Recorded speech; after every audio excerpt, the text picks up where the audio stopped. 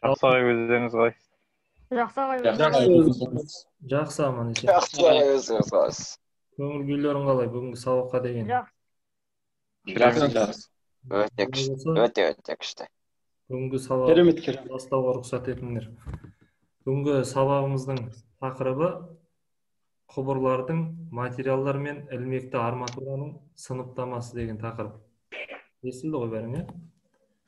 Иә. Бүгінгі күні сумен жабдықтау жүйесін монтаждау үшін құбырларды өте көп түрін қолданылады, білесіңдер, қажетті құбырларды таңдау үшін біз олардың диаметрін білу керекпіз, соның ішіндегі судың температурасын білу керекпіз, және сол құбырдың ішіндегі қысымын білу қажет. Қысымын қажет. Тоқтаны дұрыс болмай қалды. Өшіріңдер басына.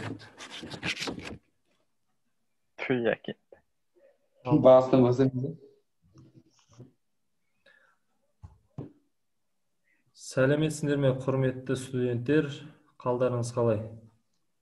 Жақсы ағай, өзіңіз қалайсыз? Жақсы. Керемет. Бүгінгі тақырыбымызды бастасақ. Бүгінгі тақырыбымыз құбырлардың материалдар мен ілмекті арматураның сыныптамасы деген тақырып.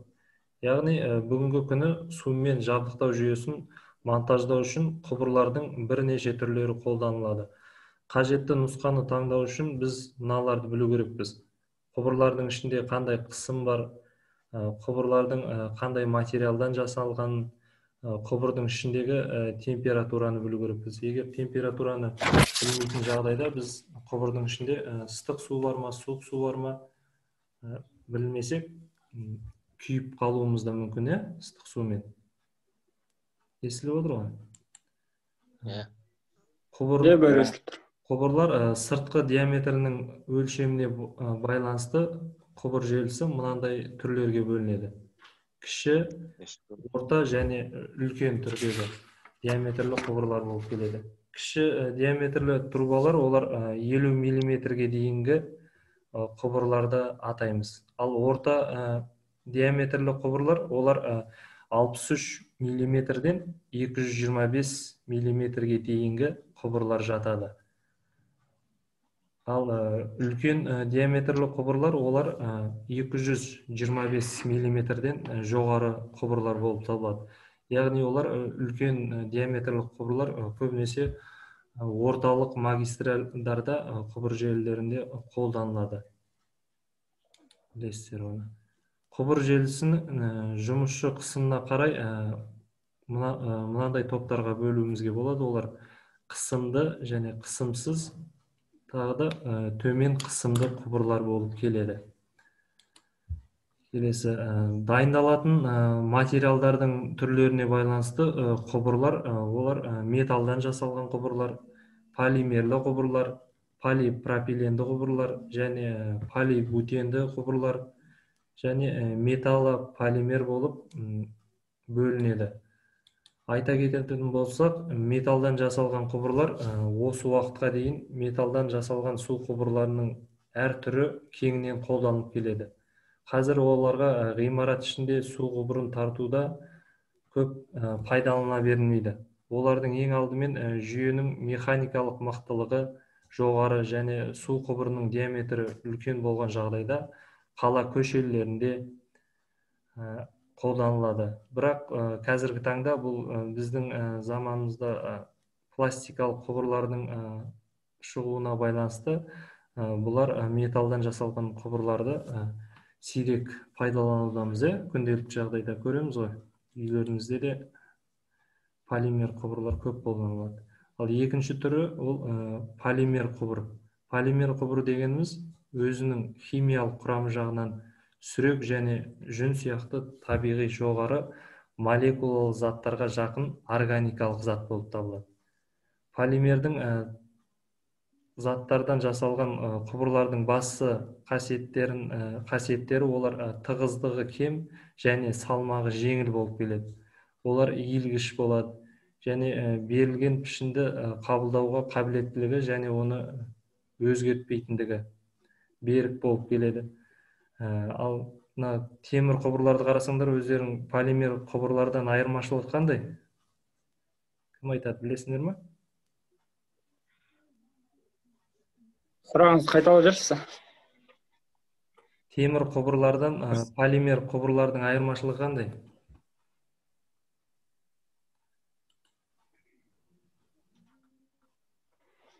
Темір Яғни ол құбырлардан полимер құбырлардың айырмашылығы, яғни темір құбырлар татқа неге әлсіз болып келеді, бірақ та олар жылуды жақсы өткізеді.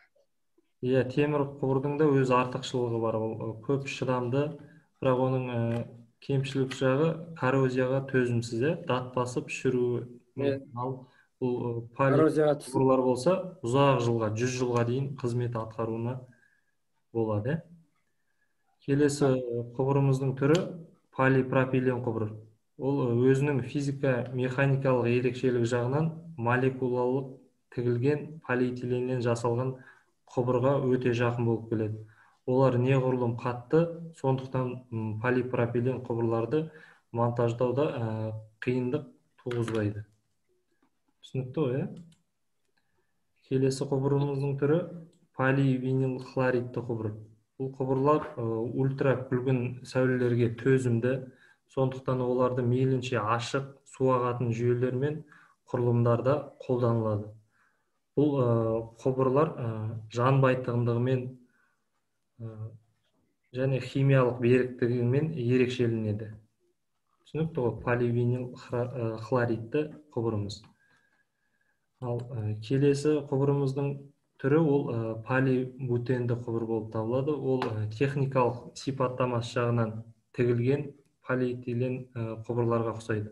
Оның жылуға беріктігі өте жоғары болып келеді. Олар 700 градус температураға жақсы шыдайды және қызмет көрсету жағы ол 50 жылға дейін қызмет көрсете алады. Полибутен құбырдың эксплуатациясының ең жоғарғы температурасы ол 950 градус болып келеді. Естіліп жатыр ма? Иә. Келесі металл құбырымыздың түрі металлополимер құбырлар. Олар алюминий қабатты қосылыстан жасалған, яғни оның ішінде сырты пластик болғанмен, оның ішінде алюминий бар. Білесіңдер, үй жағдайында көріп жүрсіңдер, олар 5 қабаттан тұратын күрделі конструкциядан тұрады. Олар қабырғасының қалыңдығы 0,8 мм болатын молекулалық тігілген құбырлар болып келеді. Ал алюминийдің қалыңдығы 0,4 мм фольгамен оралған және лазермен желімделген құбыр болып келеді. Түсінікті ғой, металлополимер құбырға байланысты. Және де бұл құбырлардың қолдану салалары өнеркәсіптерде, тұрмыстық және газ құбырлар желісінде, су құбыр желісінде, жылу құбырлар желісінде қолданылады бұл құбырлар, және кәріз желісінде қолданылады. Ал құрылғының басқару тәсілдері ол мына топтарға бөлінеді. Автоматтандырылған басқару және механикалық басқару болып келеді, және қолмен басқару түрі болып келеді.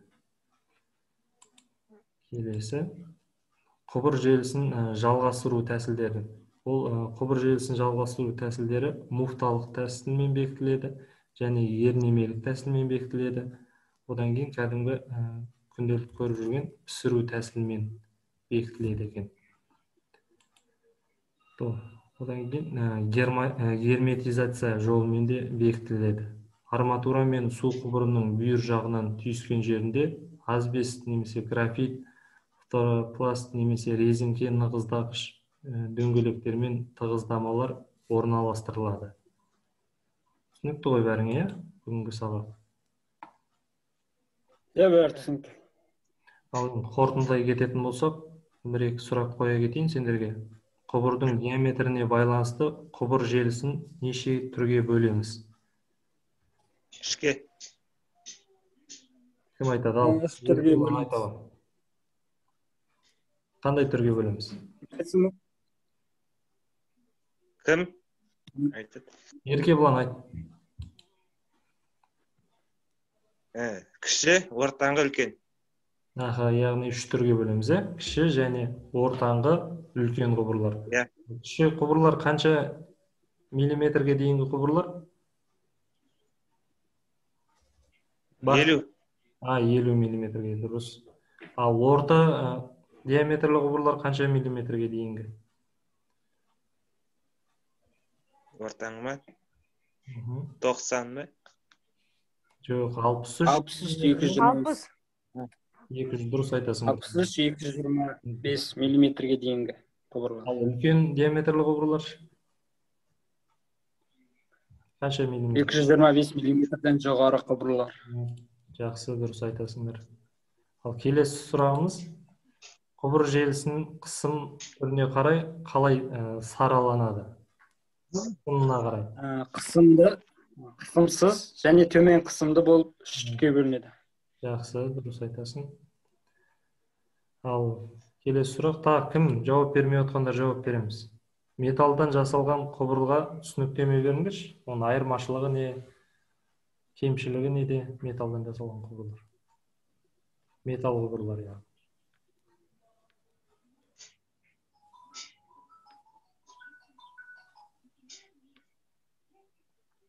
Кім біледі, металдан жасалған құбырларды айтсаңызшы. Еркебұлан. Жоқ, білмеймін. Айттым ғой. Кім айтады? Әлібек. Металдан жасалған құбырлардың пластикалық құбырлардың айырмашылығы, олар мысалы жақсы жағынан қарасақ, жылуды жақсы өткізеді, төзімділігі де мықтырақ, және от кезінде де ол қатты отқа жана қоймайды. Ал оның қарама-қарсы кері әсері жағынан ол татқа неге коррозиялық жағынан тез ұшырайды. Сосын ол металл құбырлар пластикалық құбырлардан қарағанда салмағы ауырлау келеді. Өте ауыр келеді. Бір адам жұмыс жасап. Ал пластмасса құбырлар. Иә. Ал енді пластикалық құбырлардың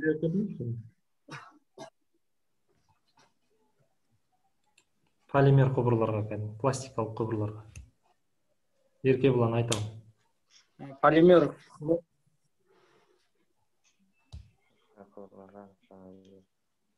қандай артықшылығы бар полимер құбырлар?